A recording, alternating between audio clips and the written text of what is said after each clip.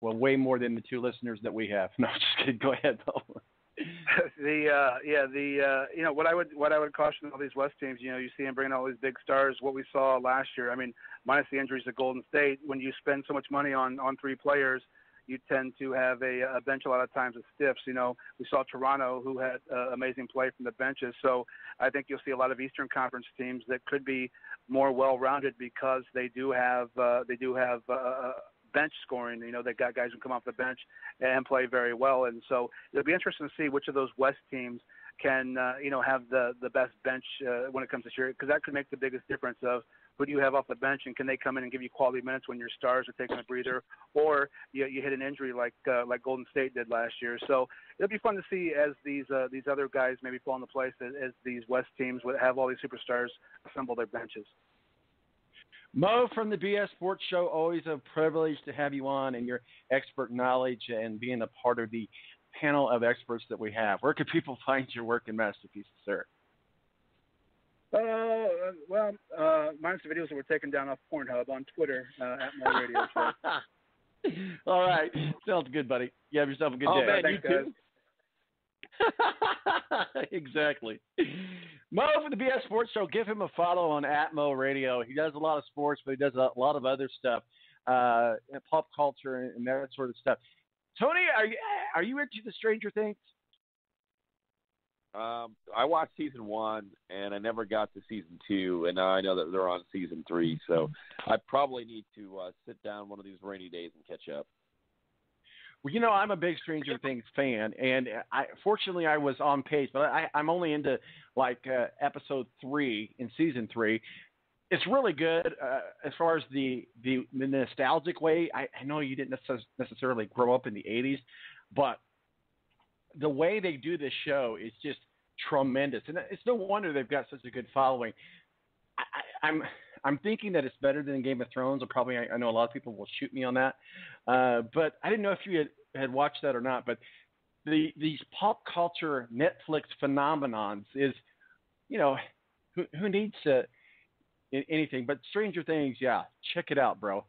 You'll definitely. Well, I've always said if I'm going to write a movie, regardless of what the movie's about, it's going to be set around Christmas, so it gets continue to be played around Christmas every year, whether it's on Netflix or any of the other channels. So I'm definitely going to have to catch up on the Stranger Things. I know there's a lot of advertising for it right now, and like Burger King and Baskin-Robbins has different promotions with them. So I'm going to have to sit down one of these days, devote 8 to 12 hours on it, and try to catch up on what's going on. Well, it takes place in Indiana, in northern Indiana, so it kind of takes place. But in one of the scenes here in season 3, I'm not going to give too many spoilers, but there's a scene that's taking place in a mall in Indiana, and if you grew up in the 80s like I did, the malls were the place to be at, and I think the malls they had all the shops that used to be at on the Spencer's Gifts and all of that, the ice cream spots, and as you mentioned, Baskin-Robbins, all kinds of stuff with the mall. But they took this abandoned mall in Georgia, I believe it's outside of Atlanta, and they totally converted it to a mall that was a replica of a mall in Indianapolis. So it's kind of a neat little thing. Christmas movies, Die Hard, is that a Christmas movie or not? Yeah, absolutely. It absolutely is. And didn't Bruce Willis put that to rest this past year? Did he say that it was? I'm pretty sure that he did. Back to the Stranger Things thing. I mean, people are so in love right now with 80s and 90s nostalgia. There's a lot of companies that I've seen recently. Pizza Hut comes to mind, Miller Lite, Coca-Cola, Pepsi. They've all gone back to those old school throwback logos. There's so many professional sports teams that are going back and wearing throwback gear. People are in love with nostalgia from the 80s and 90s right now, and I think that's why Stranger Things has really thrived, because it's really nothing more than what we saw in the movie Super 8, but there's a music to it. There's like you said, there's pop culture to it, and it takes a lot of people back to their childhood and what people are comfortable with. And I mean, you look at it seems like every month there's a new movie coming out, and it's a remake, whether it's Lion King or it's Shaft or it's another movie just being remade. Like you're not really reinventing the wheel. You're just bringing that nostalgic nature back to people, and I think people are in love with that right now. No, absolutely. And I think a lot of it is because people my age, if you will, old farts like me who were, in high school in the 80s are the ones now who are spending money that advertisers are appealing to. So they're like, hey, these guys are the ones that are spending money. I don't know. Just I think thought. I think it's a way for parents to kind of bond with their kids and say, hey, this is what we did. This is what we watched. This is how it was when I was your age. And if kids can get behind that and get into it, it brings families together. And it's you just reminisce on, quote, unquote, the good times and what you remember as a kid and what you're comfortable with. And I think Stranger Things, among other shows, has done a great job of kind of capturing that audience as far as, hey, it's a kids movie that anybody can relate to, or it's a kids show that anybody can relate to. There's also a lot of nostalgic value and a lot of throwback to it, and people are in love with that right now. Absolutely. Well, we talked about the whole drama behind Space Jam 2, and it's a bring-back movie, obviously several years old. Are you going to see Space Jam 2 when it comes out? If my nephews want to go see it, I will take them, but I won't. I'm not a big movie theater guy. I think it'll be cool to watch, though, and just to see how much it plays a role and how much in pop culture. Because when Space Jam came out in the early to mid-'90s, how huge that was.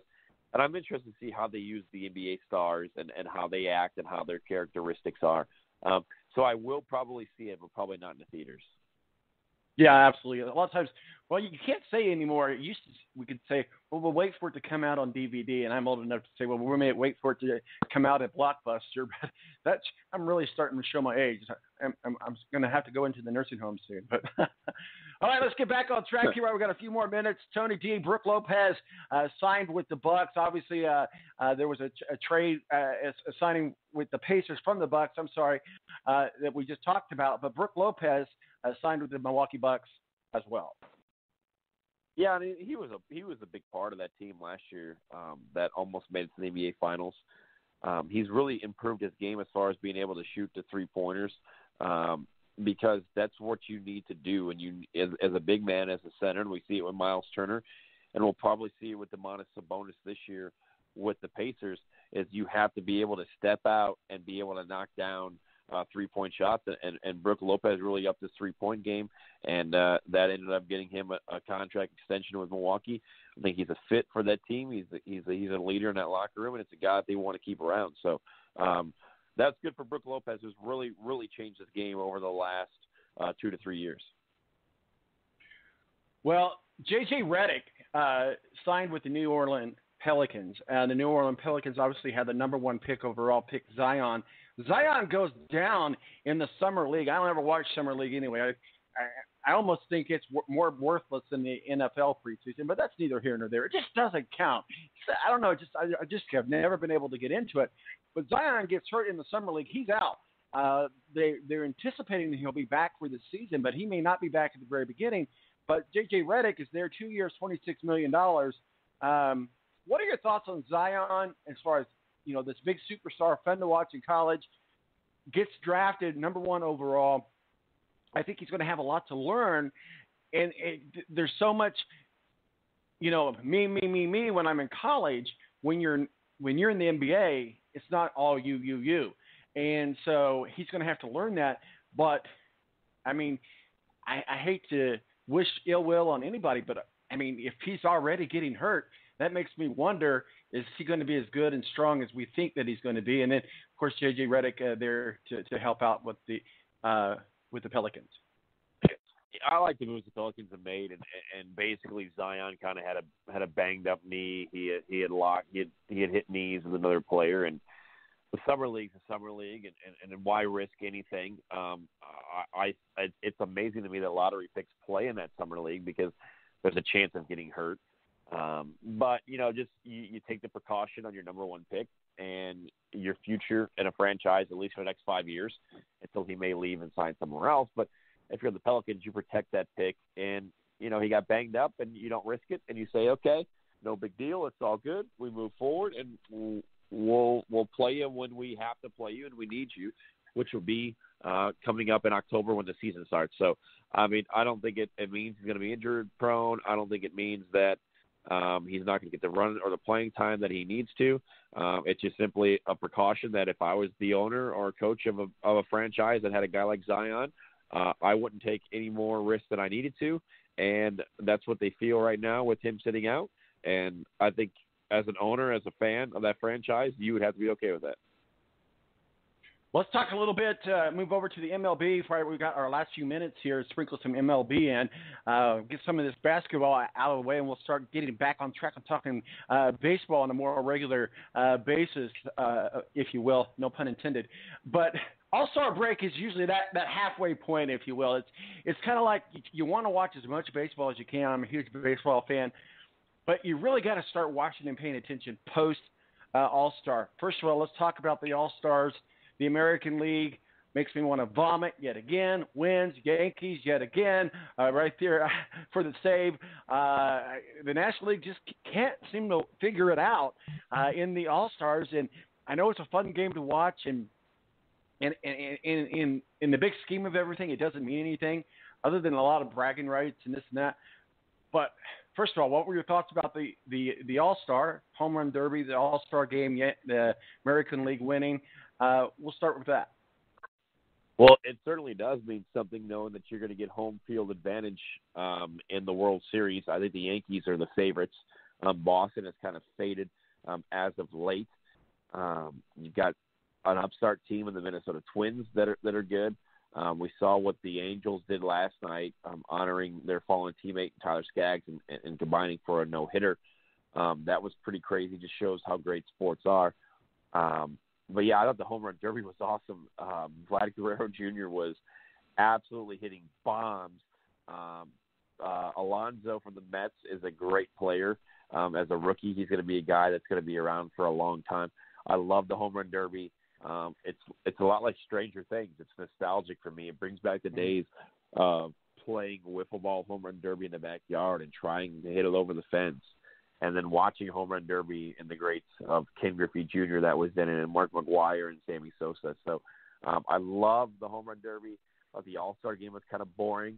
I thought Joe Buck asked some pretty dumb questions to the players that were in the field. But, you watch it because what the heck else were you going to watch? There was nothing else going on. So I love the home run derby. It's always more entertaining than the All-Star game, which is same can be said for the NBA and the slam dunk and a three-point compared to the actual game. The Pro Bowl is just as boring as it gets. And I think the NHL All-Star game, the skills competitions and the speed skating they do the night prior is more exciting than the actual game. But we'll see. I think the Yankees certainly have the advantage in the American League.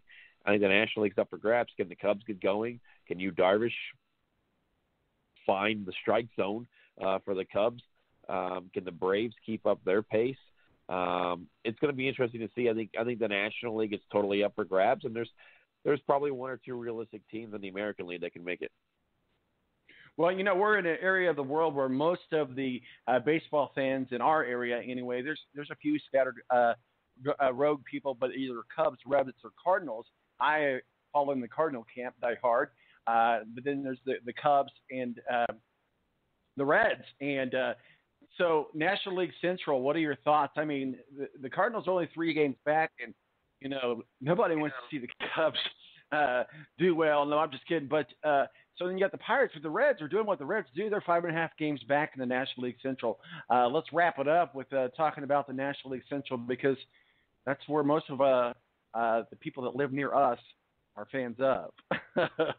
Yeah, I mean, you think about 3 games seems like a lot, but that's a weekend series, and the Cardinals and the Cubs have a lot of games to be played against each other, so they kind of control their own destination. But the Pirates are sneaky good, and the Reds, as inconsistent as they've been, they still seem to wreak havoc sometimes. And the Brewers are a great team if they can get their pitching staff in order and Christian Yelich can stay hot. and guys like Ryan Braun and Lorenzo Cain can play well, that's a team that people forget went to the National League Championship Series last year. So there are 3